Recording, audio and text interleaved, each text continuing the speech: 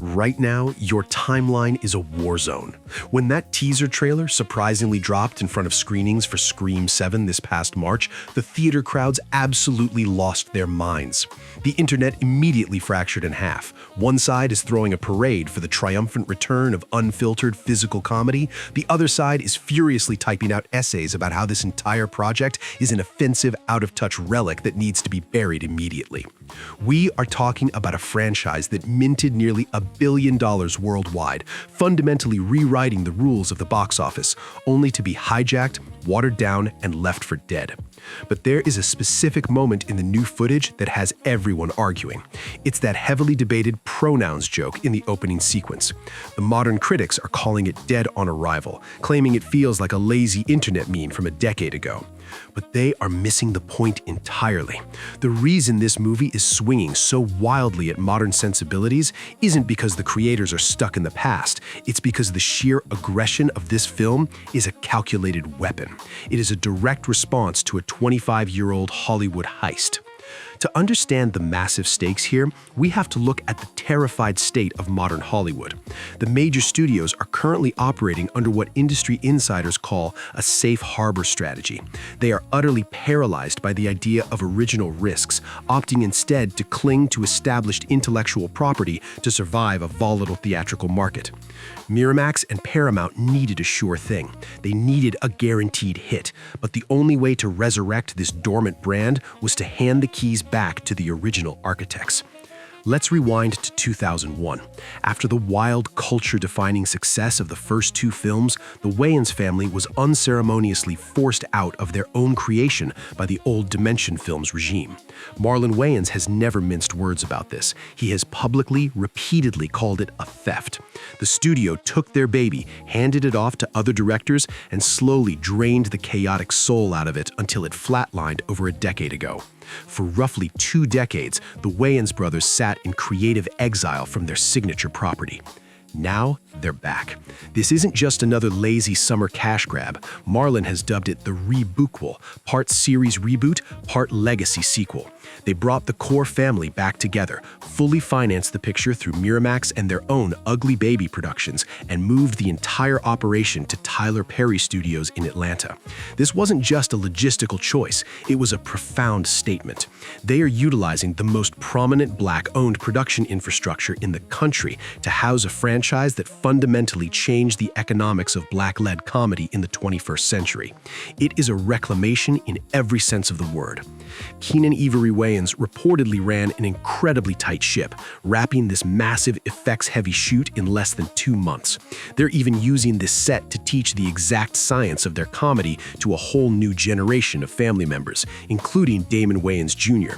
They took total control, and they didn't just come back to make a quick buck, they came back for blood.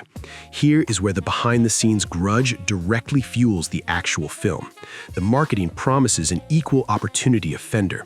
Marlon explicitly stated they are here to cancel the cancel culture. When you watch the leaked footage, the characters are wildly, recklessly swinging at everything in their path, and that is exactly what the Wayans are doing to the Hollywood machine.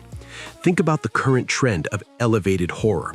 Films like Smile, Longlegs, and The Substance take themselves incredibly seriously. They're grim, clinical, slow-burn explorations of trauma. They're desperate to be seen as high art. The Wayans looked at that pristine, hyper-serious cinematic landscape and decided to throw a bucket of R-rated slapstick mud right at it. They're using the massive infrastructure of a studio film to completely dismantle modern studio cautiousness. This pays off that secret I mentioned earlier. The supposedly dated jokes, the abrasive social commentary, it is a deliberate scorched earth policy. The Wayans are treating modern horror sensibilities exactly the way the studio system treated them back in 2001, with absolute, uncompromising irreverence. Just look at the Ghostface subway sequence. It's a high-budget visual spectacle, blending practical masks with digital enhancements, looking technically superior to any parody film in recent memory. But they use that premium, expensive aesthetic to deliver the most puerile, relentless gags imaginable. It is an act of cinematic vandalism, funded by the very system it's mocking. But this aggressive strategy creates massive friction. The cultural consensus is sharply divided. You have the nostalgia enthusiasts, the diehards who are practically weeping tears of joy to see Faris and Regina back together as Cindy and Brenda, and they should be. The chemistry between these two is the undisputed soul of this production. Back in the day, Regina improvised some of Brenda's most iconic lines against the strict wishes of the previous directors. Now, under the guidance of returning director Tyler Titties, that improvisational freedom has been fully restored. Faris admitted they would just make each other giggle all day long on set. The characters on screen feel liberated, chaotic, and completely unbothered because the actresses playing them finally are. But on the other side, you have the modern critics. They feel the film's anti-woke branding is exhausting, arguing that parody decays incredibly fast in a digital-first world where social media already roasted these exact trends months ago. If you felt a bit of tonal whiplash watching the trailer, blending the dark aesthetics of 2020's horror with 2000-style slapstick, you're not wrong. It's jarring, it's messy. But if you found yourself laughing despite yourself, if the sheer breakneck pacing won you over, that's exactly the point. The film is practically daring you to be offended. If you find yourself fascinated by the messy, real-world grudges that secretly shape our biggest blockbusters, stick around. We're going to keep pulling apart the movies that refuse to play by the rules. So, where does this leave us? As the film heads towards its early June release, it faces a massive, crowded summer window. It's squaring off directly against Steven Spielberg's massive sci-fi blockbuster Disclosure Day. This is a perfect David and Goliath scenario at the box office. The film stands alone as the unique counter-programming option, the only major R-rated comedy in a season usually dominated by safe, four-quadrant franchise films. It's a high-stakes gamble on the very permanence of the theatrical comedy format. For the last decade, we've been told that big-budget theatrical comedies are a dead genre. We've been told that audiences only want to laugh at rapid-response internet content. The Wayans are betting millions of dollars that the experts are entirely wrong. They're betting that their specific flavor of absolute absurdity is still a universal language. Does it always land perfectly? No. Some of the references might age terribly before the film even leaves theaters, but the sheer human ambition here is undeniable.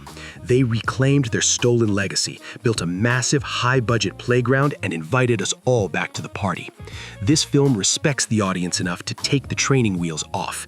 It doesn't want to lecture you, it just wants to hear you laugh in a dark room again. The era of safe, sanitized cinema might finally be cracking. Do you think this aggressive, nose-holds-barred style of parody can actually survive in today's hypersensitive digital culture, or has the internet completely killed the theatrical spoof?